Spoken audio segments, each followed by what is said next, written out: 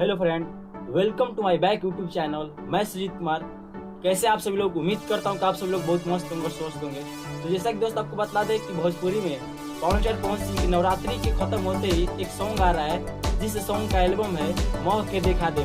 अभी आपको बता दें कि 2023 के नवरात्रि का विदाई सॉन्ग हमारे भोजपुरी के पवन सिंह नहीं लेकर आए।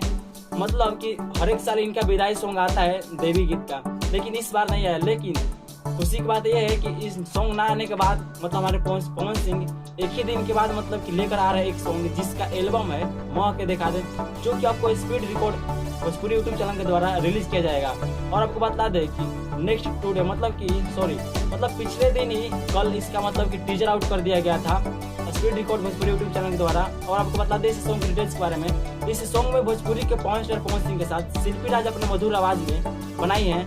और इस सॉन्ग में खुशी की बात यह है कि इस सॉन्ग को जो फिट का काम किया, इसमें आपको भोजपुरी के सुपर हिट एक्ट्रेस चांदनी सिंह नजर आने वाली है। और इसको जो राइट किए हैं वो विजय चौहान और म्यूजिक दिए हैं बिक्की बॉस।